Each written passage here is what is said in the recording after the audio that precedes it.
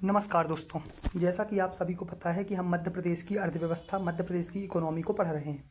ठीक है, ये टॉपिक जो आज हम पढ़ने जा रहे हैं ये हमारे सिलेबस में डायरेक्टली दिया हुआ नहीं होता, लेकिन यहाँ से आपके क्वेश्चन पूछे जाते हैं एग्जाम में करंट के डेटा के रूप में, जो कि आज है मध्य प्रदेश का बजट। जो टॉपिक हमने क्या लिया है आज, मध्य प्रदेश का एमपी का बजट। ये क्वेश्चन अगर देखा जाए, यहाँ से क्वेश्चन अप्रत्यक्ष रूप से आता है, मतलब करंट अफेयर्स वाले टॉपिक से देखने को मिलता है, लेकिन हम इसमें किस में पढ़ते हैं, एमपी की इकोनॉमी में इसको पढ़ते हैं।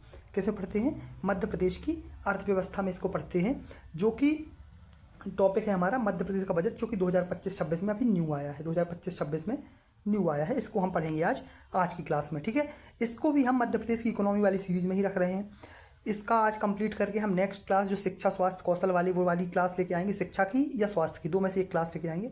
अब से हमारी 4 से 5 क्लास और होंगी और हम पूरी मध्य प्रदेश की इकोनॉमी, जो कि असिस्टेंट प्रोफेसर और एफएसओ के लिए है, इस चीज़ के लिए हम कंप्लीट कर लेंगे। फिर हमारी बचेगी प्रीलिम्स की यूनिट 6, जिसमें से हम इंडिया की इकोनॉमी भी उसमें कवर करेंगे, तो उसको भी हम कंप्लीट धीरे धीरे करके उसको कंप्लीट कर लेंगे। अभी हमारी पहली प्रेफरेंस असिस्टेंट प्रोफेसर और एफएसओ है, क्योंकि असिस्टेंट प्रोफेसर 1 जून को होने जा रहा है।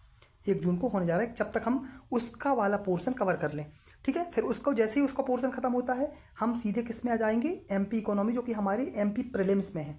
एमपीपीएससी के प्रीलिम्स में टॉपिक हैं कुछ जो हमारे इसमें नहीं है, तो हम उसके बाद फिर उसको कंप्लीट करेंगे। ठीक है, जैसे बौद्धिक संपदा अधिकार, जीआई टैग हैं, इन सब चीज़ों को हम उसमें कंप्लीट करेंगे। तो चलिए आज की क्लास हम स्टार्ट करते हैं। आज क्लास में हम पढ़ेंगे मध्य प्रदेश का बजट। क्या पढ़ेंगे, मध्य प्रदेश का बजट पूरी तरह से आज हम समाप्त कर देंगे इसको एक क्लास में ही। इस क्लास को देख के चले जाना भैया, यहाँ से आपका एक क्वेश्चन भी बाहर देखने को नहीं मिलेगा। ठीक है, तो चलिए स्टार्ट करते हैं। सबसे पहली चीज़ तो बजट पेश कब हुआ, किस डेट को हुआ, तो 12 मार्च 2025। कब हुआ भैया, 12 मार्च 2025 को भैया अभी पेश हुआ, आज से लगभग 2 महीने पहले। ठीक है, आज 11 मई हो रही है, आज से 2 महीने पहले 12 मार्च 2025 को आपको देखने को मिल रहा है। ठीक है, 12 मार्च 2025 को भैया 2047 तक भारत को विकसित राष्ट्र बनाने का लक्ष्य इसमें समाहित है। सब आप पढ़ते हैं ना, विकसित भारत @ 2047, तो 2047 तक विकसित भारत बनाएगा। प्रदेश की अर्थव्यवस्था को 2047 तक $2 ट्रिलियन हम लेके जाएंगे, लगभग 250 करोड़। कितना भैया, $2 ट्रिलियन। ठीक है, कब तक, 2047 तक। हम ये क्वेश्चन पूछ सकता है आपसे, इसको आप डबल स्टार लगा लो कि भैया 2047 तक कितनी अर्थव्यवस्था ले जाएंगे हम, $2 ट्रिलियन। ठीक है, यह बजट प्रधानमंत्री श्री नरेंद्र मोदी के ज्ञान पर फोकस है। ज्ञान पर फोकस है, तो ये आपको ज्ञान का फुल फॉर्म जरूर याद रखना है। ज्ञान का फुल फॉर्म जरूर याद रखना है। जी से आपको गरीब कल्याण, जी से गरीब कल्याण, वाई से युवा शक्ति, ए से अन्नदाता और एन से नारी शक्ति। मतलब गरीब कल्याण, युवा शक्ति, अन्नदाता और नारी शक्ति 4 ऐसे क्षेत्र हैं जिस पे प्रधानमंत्री नरेंद्र मोदी जी ने इस पे फोकस किया है इस बार के बजट में। ठीक है, आप देखोगे भैया गरीब का कल्याण हम कैसे करेंगे, अंत्योदय की अवधारणा को साकार करके। गरीबों का कल्याण कैसे करेंगे, अंत्योदय की अवधारणा को साकार करके। फिर देखोगे आप युवा शक्ति, युवाओं को के कौशल विकास का रोजगार, मतलब रोजगार का दे दोगे आप और उनका प्रशिक्षण दे दोगे, इससे युवा शक्ति को प्रोत्साहन मिलेगा। अन्नदाता की आय में वृद्धि कर दोगे भैया, ए से अन्नदाता है तो अन्नदाता की आय में आप वृद्धि कर दोगे। ठीक है, नेक्स्ट देखोगे भैया नारियों को सशक्त बना दोगे, नारियों को सशक्त बना दोगे, तो इससे क्या होगा कि नारियों पे बल दे दिया जाएगा। तो ये 4 क्षेत्र आपको याद रखना है, ज्ञान का आपसे फुल फॉर्म पूछा जा सकता है। ठीक है, प्रीलिम्स मेंस दोनों में कहीं से भी यहाँ से क्वेश्चन पूछा जा सकता है। अब ये जो पहली बार मध्य प्रदेश का बजट है, जो प्रदेश का बजट पहली बार शून्य आधारित बजट बनाया गया है। कौन सी आधारित भैया, आपसे पूछेगा कि मध्य प्रदेश का बजट, कौन सा बजट ऐसा है जो शून्य आधारित बजट बनाया गया पहली बार, तो भैया 2025 का बजट है जो कि शून्य आधारित बजट बनाया गया। मतलब इसका मतलब ये है कि जिस विभाग ने जो बजट मांगा है उसके बारे में बताना होगा कि एक रुपए का व्यय किस तरह किया जाएगा। समझ रहे हो, इसका मतलब क्या है भैया कि जैसे किसी विभाग, कोई विभाग है, मान लो कोई विभाग है, उसने बोला कि हमें 500 करोड़ चाहिए, 500 करोड़ चाहिए, हमें क्या काम करना है, काम बताओ। ठीक है, अब हम उस काम में एक रुपए कैसे खर्च करेंगे वो हमें ब्यौरा दो, उसके बाद हम इस चीज़ को अप्रूव करेंगे। ठीक है, तो ये बजट पहली बार शून्य आधारित बजट है। शून्य बेस्ड बजट इसलिए लाया गया कि कई विभागों का पूरा बजट साल में या तो खर्च नहीं हो पाता था, या विभाग को प्रस्तावित बजट की पाई का हिसाब देना होगा। मतलब ऐसा इसलिए होता था कि भैया ये बजट इसलिए लाया गया इस बार कि पहले क्या हो रहा था कि कई क्षेत्र जो ऐसे थे, कई विभाग ऐसे थे, मान लो तुमने 500 करोड़ बोल दिया, 500 करोड़ हमने बजट का बोल दिया, अब इसमें से मान लो 20 करोड़ खर्च हुए, 480 करोड़ रुपये बचे रह गए। इस बार इसीलिए यही चीज़ की कि भैया आपको जितना बजट चाहिए आप बता दो, हम उस हिसाब से आपको दे देंगे और उसके हिसाब से आपको खर्च, आपका हिसाब देना पड़ेगा कि भैया हमने यहाँ इसको खर्च किया है। ठीक है, ये खर्च करेंगे। ठीक है, तो आपको ये चीज़ याद रखना है। अब आप देखोगे भैया कि बजट 2025-26 के कुछ प्रमुख बिंदु हैं कि कितना क्या विनियोग की राशि कितनी है, राजस्व आधिक्य कितना है, तो ये चीज़ें आपको इसमें ध्यान रखना है प्रीलिम्स के हिसाब से, प्रीलिम्स के फैक्ट के हिसाब से बहुत इंपॉर्टेंट है। कुल विनियोग की राशि कितनी है, 4,21,32 करोड़, 4,04,21,32, ठीक है, 032, 4,21,032 करोड़, जो कि विगत वर्ष की तुलना में 15% अधिक है। मतलब जो विनियोग राशि है, विनियोग राशि आपकी 4,21,032 करोड़ हो गई है, जो कि पिछले वर्ष की तुलना में 15% अधिक देखने को मिल रही है। तो आपको ये याद रखना है। नेक्स्ट आपको देखने को मिलेगा कि भैया राजस्व आधिक्य जो है वो 618 करोड़ रहने का अनुमान है। 2026 में क्या बोला है कि भैया हम 618 करोड़ राजस्व अधिक होने का अनुमान देखने को मिल रहा है। 2025-26 में वर्ष 2024-25 की बजट अनुमान की तुलना में राज्य स्वयं के कर राजस्व में 7% की वृद्धि अनुमानित करके रखी है भैया। जो राज्य है वो स्वयं के कर राजस्व में, मतलब आपका जो कर राजस्व होगा उसमें 7% की वृद्धि अनुमानित कर रहा है राज्य। तो आपको ये याद रखना है कि कितने परसेंट की वृद्धि हो रही है भैया राजस्व कर में, तो 7% की। नेक्स्ट आप देखोगे पूंजीगत परिव्यय में कितने परसेंट की, 31% की वृद्धि की अनुमान है पूंजीगत परिव्यय में। ठीक है, नेक्स्ट आप देखोगे भैया सकल राज्य घरेलू उत्पाद जीडीपी में आप देखोगे तो 16,94,777 करोड़ अनुमानित है। राज्य का जीडीपी कितना, 16,94,477, 16,94,777 इतनी अनुमानित बोला है। तो आपसे एक आर्थिक सर्वेक्षण हम पढ़ रहे हैं, आर्थिक स्थिति वाली क्लास में हमने ये पढ़ा था, तो वो तो कन्फर्म उतना है, लेकिन ये अनुमानित है 2025-26 में भैया ये इतना हमारा जीडीपी हो सकती है। ठीक है, इसके अलावा आप देखोगे पूंजीगत परिव्यय राज्य के सकल घरेलू उत्पाद का 5.02% रहने का अनुमान है। कितना है, 5.02% रहने का अनुमान है। ठीक है, ब्याज भुगतान कुल राजस्व प्राप्तियों का 9.8%, 9.84%, जो कि कुल राजस्व प्राप्तियों का ब्याज भुगतान, मतलब जितनी राजस्व प्राप्तियां हो रही हैं उसमें हम कितना ब्याज भुगतान करेंगे, वो कितने परसेंट है, 9.84%। तो आपको ये फैक्ट जरूर याद रखना है भैया, बहुत अच्छे से याद रखना है। यहाँ से क्वेश्चन आपको बन सकता है प्रीलिम्स के हिसाब से, प्रीलिम्स या एफएसओ या असिस्टेंट प्रोफेसर, यहाँ से क्वेश्चन आपके बन सकते हैं। ठीक है, आप नेक्स्ट देखोगे भैया ऊर्जा बजट। ऊर्जा के लिए क्या क्या काम किए हैं इस बार, ऊर्जा के लिए किस किस क्षेत्र में इस बार प्रावधान किए हैं बजट में।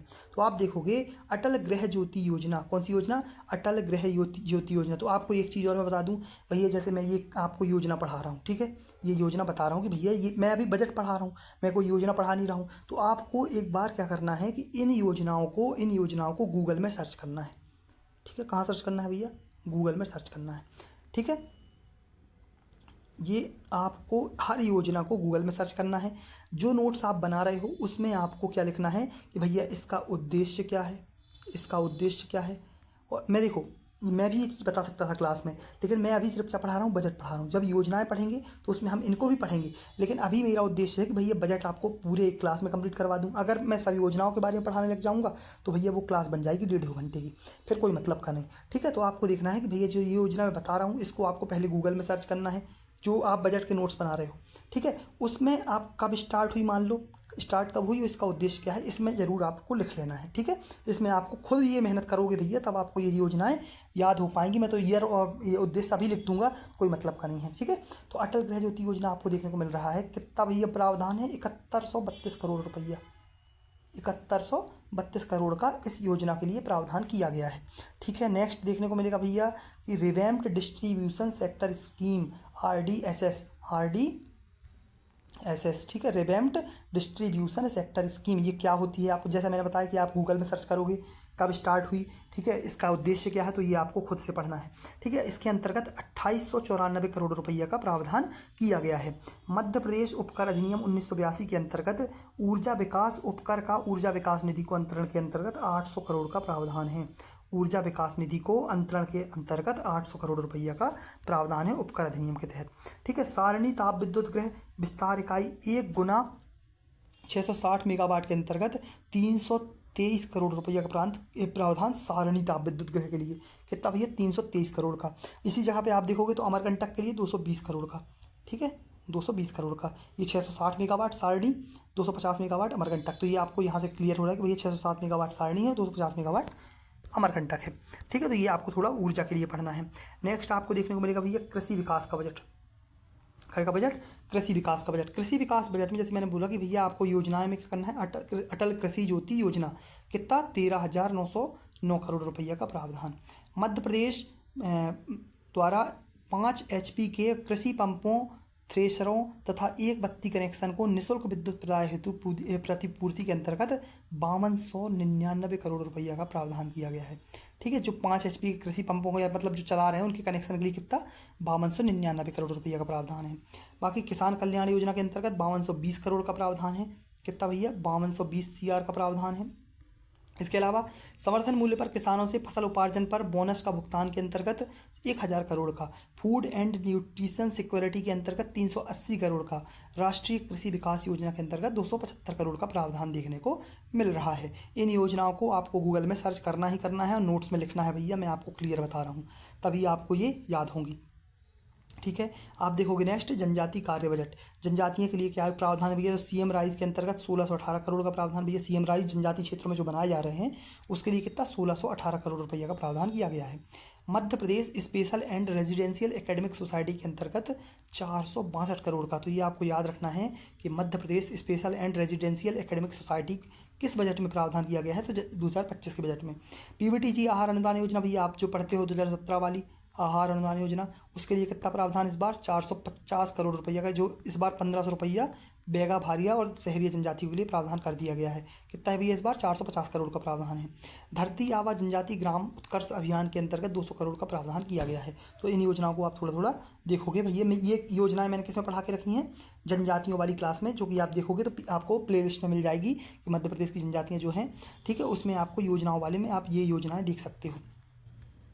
ठीक है, आप देखोगे आप संस्कृति एवं पर्यटन के लिए बजट क्या है, तो वेदांत पीठ की स्थापना के अंतर्गत 500 करोड़ रुपया।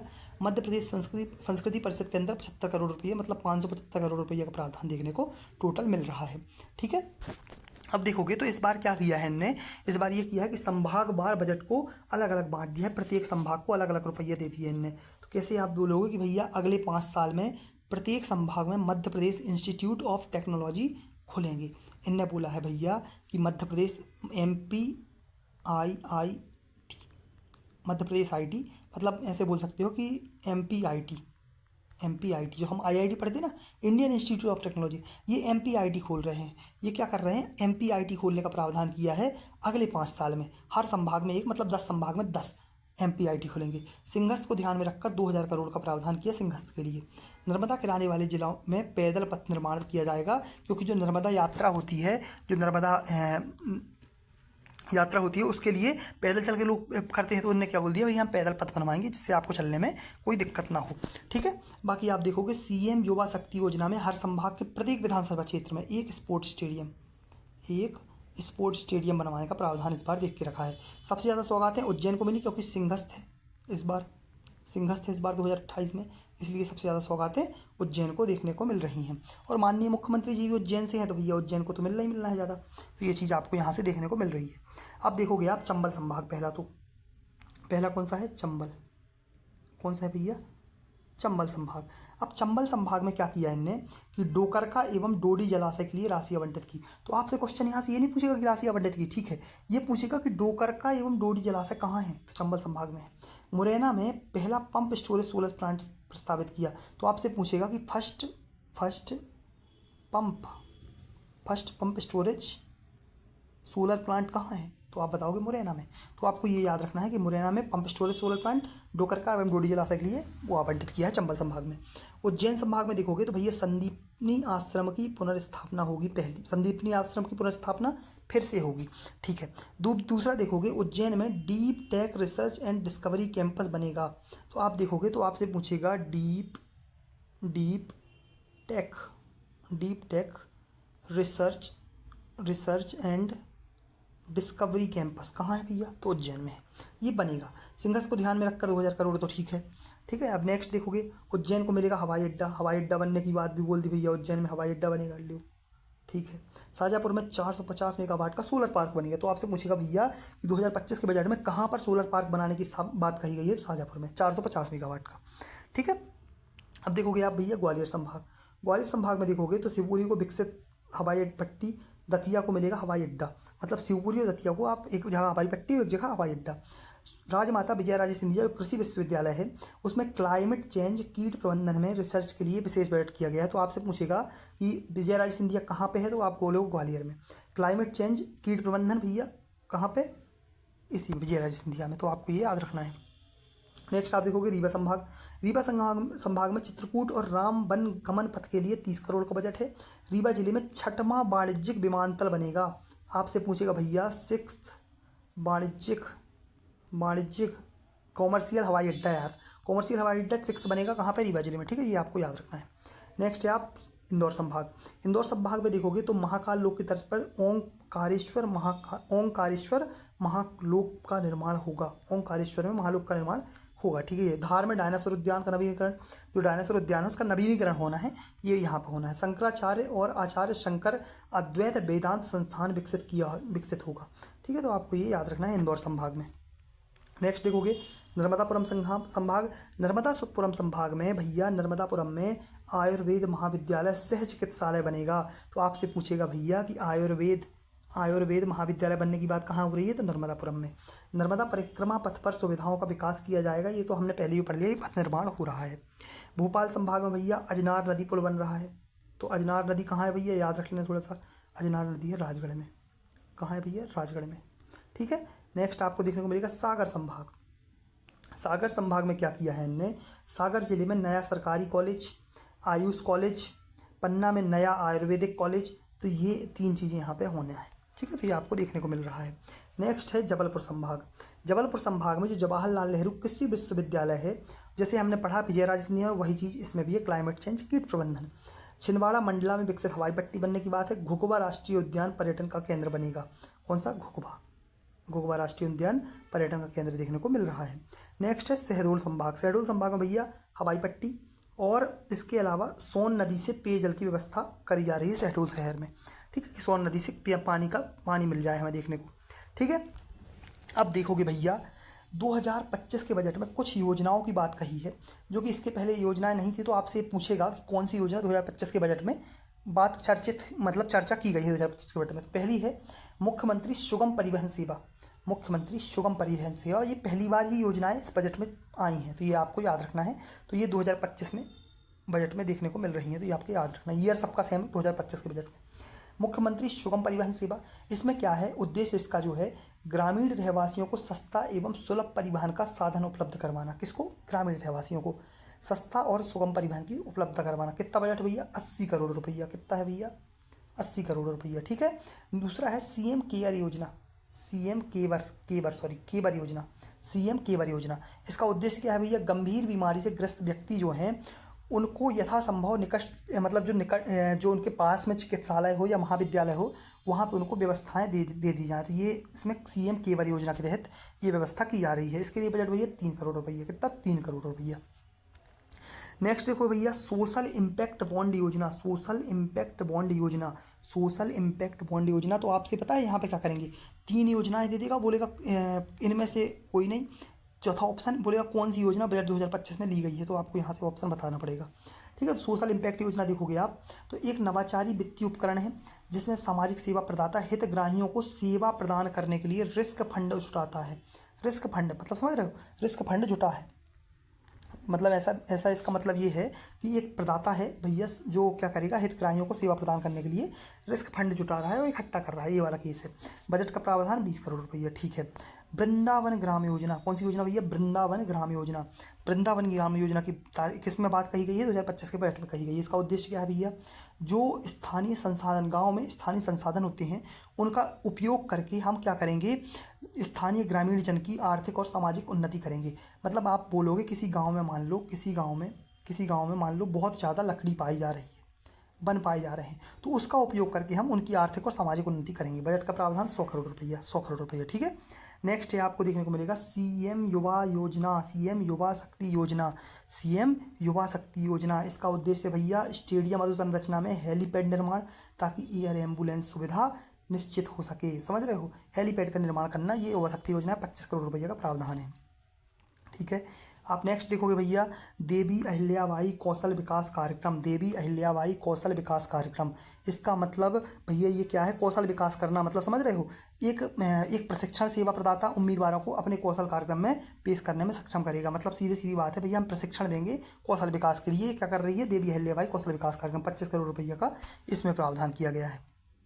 नेक्स्ट योजना है मुख्यमंत्री समृद्ध परिवार योजना। समृद्ध परिवार योजना मतलब जो गरीबी रेखा में व्यक्ति फंसे हुए हैं उनको इस कुचक्र से मुक्ति हेतु परिवार के स्तर को एक ऐसा उपलब्ध करना, मतलब सुदृढ़ करना, आजीविका संसाधन उनको उपलब्ध करवाना, उनकी आय अतिरिक्त करना, इसका मुख्य उद्देश्य है। 125 करोड़ रुपया इसके लिए प्रावधान देखने को मिल रहा है।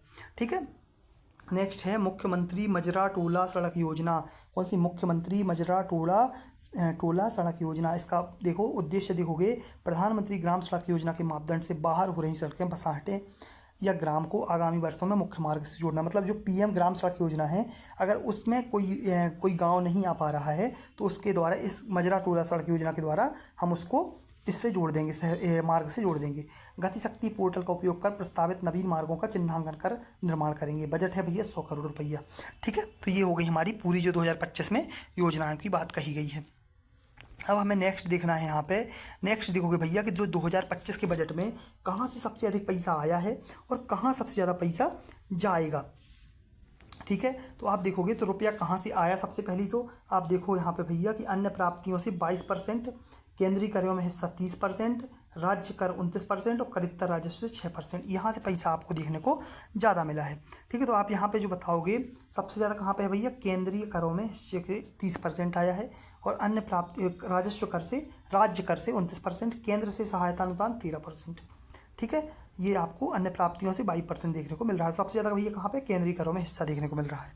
ठीक है, नेक्स्ट भैया कहाँ खर्च होगा, कहाँ खर्च होगा इस बार, तो सबसे ज़्यादा कहाँ पे होगा। आप देखो सबसे ज़्यादा कहाँ पे हो रहा है भैया, सबसे ज़्यादा हो रहा है इंफ्रास्ट्रक्चर में 17% कहाँ पे, इंफ्रास्ट्रक्चर में। इसके बाद देखोगे नगरीय एवं ग्रामीण विकास में 12%, स्वास्थ्य में 12%, शिक्षा में 11%। ठीक है, सामाजिक क्षेत्र में 6%। इसके अलावा और क्या है भैया, पेंशन में हम 7%, ब्याज भुगतान में 7%, अन्य सेवाओं में 3%, सामान्य सेवाओं में 9% और रोजगार में 1%। आप देखो भैया ये हालत, ये है रोजगार की हालत। अब क्या बोलोगे, ये है। अब 1% रुपया खर्च कर रहे हैं बजट का, कहाँ तक रोजगार मिलेंगे लोगों को, खुद सोच लो। नगरीय एवं ग्रामीण विकास में वहाँ पे इंफ्रास्ट्रक्चर में 17% कर रहे हैं, रोजगार में 1% कर रहे हैं, कहाँ तक रोजगार मिलेगा, है ना। तो इसीलिए रोजगार मिल नहीं पा रहा है, आपको यहाँ से देखने को मिल रहा है। इसको आप देख लेना, मुख्यतः याद रखना, इंफ्रास्ट्रक्चर 17%, सबसे ज़्यादा यहाँ पे खर्च होगा इस बार। ठीक है, रोजगार में 1%। नेक्स्ट भैया कि मुख्यमंत्री श्री मोहन यादव द्वारा कुछ घोषित नवीन नीतियां हैं इस बार जो 2025 के बजट में घोषित की गई हैं, इनको आपको याद रखना ही रखना है। 100% आपको पेपर में यहाँ से क्वेश्चन देखने को मिलेगा, मैं लिख के दे रहा हूँ आपको। ये योजनाएं, ये नीतियाँ आपसे पूछ सकता है पेपर में, चांसेस हैं किसी ना किसी पेपर में यहाँ से क्वेश्चन देखने को मिलेगा। पहली है उद्योग संवर्धन नीति 2025। कौन सी भैया, उद्योग संवर्धन नीति 2025। मध्य प्रदेश लॉजिस्टिक नीति 2025, मध्य प्रदेश लॉजिस्टिक नीति, उद्योग संवर्धन नीति 2025। एक्सपोर्ट प्रमोशन नीति 2025, पर्यटन नीति 2025, मध्य प्रदेश फिल्म पर्यटन नीति 2025। इसके अलावा सिटी गैस डिस्ट्रीब्यूशन नीति 2025, पंप हाइड्रो स्टोरेज परियोजना की क्रियान्वयन हेतु नीति 2025। तो इतनी नीतियां आपको थोड़ा सा याद रखना है कि 2025 में ये नीतियां आई हैं। ठीक है, अब आते हैं कुछ इंपॉर्टेंट फैक्ट्स में। कहाँ पे आते हैं कुछ इंपॉर्टेंट फैक्ट्स में, कौन कौन से इंपॉर्टेंट फैक्ट है भैया। इस बार क्या हुआ है, उदिता कार्यक्रम आंगनवाड़ी स्वास्थ्य एवं सुरक्षा संबंधित व्यवहारों को बढ़ाने के लिए चलाया जा रहा है। कौन सा भैया, कार्यक्रम उदिता कार्यक्रम, किसके लिए भैया, आंगनवाड़ी स्वास्थ्य एवं सुरक्षा संबंधित व्यवहारों को बढ़ाने के लिए। बालाघाट में डॉक्टर केशव हेडगेवार संग्रहालय की स्थापना की जाएगी। कहाँ पे की जाएगी भैया, बालाघाट में। कहाँ पे की जाएगी, बालाघाट में। भोपाल से सिंगरौली को जोड़ने के लिए 676 किलोमीटर बिंद एक्सप्रेस वे का कार्य प्रस्तावित है। कहाँ से भैया, भोपाल से सिंगरौली, भोपाल से सिंगरौली। इंदौर जिले के ग्राम काली बिल्लौद में देश का पहला ग्रामीण मल कीचड़ प्रबंधन इकाई बनाया गया, FSTP बनाया गया। मल कीचड़ प्रबंधन इकाई कहाँ भैया, काली किल्लौद, इंदौर जिले के। ठीक है, देश का पहला है, तो ये आपको याद रखना है। अंतर्राष्ट्रीय स्पोर्ट्स कॉम्प्लेक्स नाथू बरकेड़ा भोपाल में प्रस्तावित देखने को मिल रहा है। ठीक है, अब भैया आते हैं हम योजनाओं में। कुछ योजनाएं हैं भैया, योजनाओं के लिए कुछ आवंटित इस बजट में राशि है। यहाँ से क्वेश्चन पूछने के बहुत कम चांस हैं। ठीक है, यहाँ से क्वेश्चन पूछने के बहुत कम चांस हैं, फिर भी आप एक बार इनको रीड कर लो जरूर कि किस योजना को लिए सबसे ज़्यादा इस बार बजट आवंटित। तो आप सबसे ज़्यादा ये लाडली बहना 18,669 करोड़ रुपये एक साल में ये खर्च करेंगे। ठीक है, इसके लिए बजट आवंटित है। बाकी मेरे हिसाब से आपको क्या करना है मैं आपको बता रहा हूँ। आपको क्या करना है, ये योजनाएं लिखी हुई हैं ना भैया, जो ये योजनाएं लिखी हुई हैं, इन योजनाओं को आपको गूगल सर्च करना है, गूगल सर्च करना है। और इन योजनाओं को आपको ईयर और उद्देश्य जरूर याद रखना है, क्योंकि क्वेश्चन पता है यहीं से बनेगा। जितनी योजनाएं इसमें लिखी है ना, यहाँ से क्वेश्चन बन जाएगा, 100% बोल रहा हूँ आपसे, यहाँ से क्वेश्चन बनेगा। बजट नहीं पूछेगा, इन योजनाओं के बारे में पूछेगा, क्योंकि ये याद रखना कि बजट और आर्थिक सर्वेक्षण में जो योजनाएं दी होती हैं वहीं से क्वेश्चन पूछा जा रहा है, खासकर मेंस और प्री दोनों में, मेंस और प्री दोनों में, और किसी भी एग्जाम में बता रहा हूँ मैं। जैसे एपी का भी एग्जाम होगा, देखना किसी न किसी योजना बजट या आर्थिक सर्वेक्षण से ही देखने को मिलेगी आपको। तो इन योजनाओं के बारे में आपको यही याद रखना है। बाकी ये बिल्कुल याद, आवंटित राशि नहीं भी याद रखोगे चलेगा, बस सबसे ज़्यादा किसमें की गई ये जरूर याद रख लेना कि लाडली बहना में। बाकी सबसे कम आप देख लेना थोड़ा सा भैया, ग्राम स्वराज अभियान के लिए 238 करोड़ रुपया आवंटित किए गए हैं। ठीक है, बाकी इनके बारे में आपको थोड़ा थोड़ा भैया पढ़ना पड़ेगा। आप बिल्कुल 100% इनके बारे में पढ़ो भैया, यहाँ से क्वेश्चन 100% आएगा। इन्हीं योजनाओं को कुछ ज़्यादा नहीं करना है आपको। उद्देश्य तो आप पढ़ लोगे, समझ में आ जाएगा लाडली बहना का उद्देश्य जो भी होगा आपको पता है। ठीक है, क्योंकि भैया आप पैसे बांट रहे हैं 1250 रुपये महीना प्रत्येक महिला को, अब तो 21 वर्ष उम्र कर दी है उनको। ठीक है, ये तो पता है, लेकिन आपको ईयर ज़रूर लिखना है। क्या करना है, ईयर ज़रूर लिखना है, इनका ईयर आपको सर्च करके ज़रूर लिखना है। ठीक है, डन। तो ये आप इसके लिए आपको काम खुद से करना पड़ेगा थोड़ा सा। अब भैया कुछ महत्वपूर्ण तथ्य हैं 2025 के बजट में। शहीद इलाप सिंह उद्वहन माइक्रो सिंचाई परियोजना, शहीद इलाप सिंह कहाँ पे भैया, हरदा में। कहाँ है भैया, हरदा में। अपर बुदनेर सिंचाई परियोजना कहाँ है भैया, मंडला में। बुदनर रिवर, जिसको हम बुडनेर बोलते हैं, बुदनर रिवर भी बोलते हैं, नर्मदा की सहायक है। ठीक है, मध्य प्रदेश सरकार पर 2024-25 में कर्ज 4.2 लाख करोड़ रुपया, 4.2 लाख करोड़ रुपया का कर्ज है इन पे। मध्य प्रदेश का कर्ज से अनुपात 31% तक पहुंच चुका है। जीडीपी का 31% अनुपात है भैया इसका। तो आपको ये थोड़े से फैक्ट हैं। अब देखो, आप ये योजना लिख नहीं पाए होंगे, इसलिए मैं आपको एक बार रीड कर दे रहा हूँ। आप रोक के थोड़ा सा क्लास को, इनको आप थोड़ा सा रीड करना जरूर। जैसे मैं बताया, ईयर जरूर लिखना है। मुख्यमंत्री लाडली बहना योजना 18,669 करोड़। अटल कृषि ज्योति योजना 13,909 करोड़। समग्र शिक्षा अभियान 5500 करोड़। ठीक है, इसके अलावा आप देखोगे मुख्यमंत्री किसान कल्याण 5220 करोड़। सीएम राइस 4686, राष्ट्रीय स्वास्थ्य मिशन 4418, प्रधानमंत्री आवास 4400 करोड़, राष्ट्रीय ग्रामीण रोजगार गारंटी जिसको हम मनरेगा बोलते हैं 4050 करोड़, सामाजिक सुरक्षा एवं कल्याण 2001 करोड़, मुख्यमंत्री लाडली लक्ष्मी योजना 1183 करोड़, प्रधानमंत्री जनमन योजना 1100 करोड़, निर्मल भारत 594, प्रधानमंत्री कृषक मित्र सूर्य योजना 447, खेलो इंडिया एमपी 180 करोड़, पीबीटीजी आहार अनुदान योजना 450, धरती आबा जनजाति ग्राम उत्कर्ष अभियान 200 करोड़, सिंगस्त के लिए 2005, कायाकल्प अभियान 400 करोड़, गीता भवन 100 करोड़। ठीक है, आपको देखने को मिलेगा पोषण शक्ति निर्माण 960 करोड़, ग्राम स्वराज 238 करोड़। तो इनके लिए आपको क्या करना है, ईयर सर्च करना है भैया, सब योजना का ईयर लिखना है, उद्देश्य लिखना है। ठीक है, तो ये हमारा आज की क्लास में हमने बजट पूरी तरह से समाप्त कर लिया। इससे ज़्यादा आपको नहीं पढ़ना है, मैं ये गारंटी ले रहा हूँ। अगर बजट से क्वेश्चन आता है तो यहाँ से क्वेश्चन आपका आ जाएगा। ठीक है, तो चलिए आज की क्लास हम यहीं पर समाप्त करते हैं।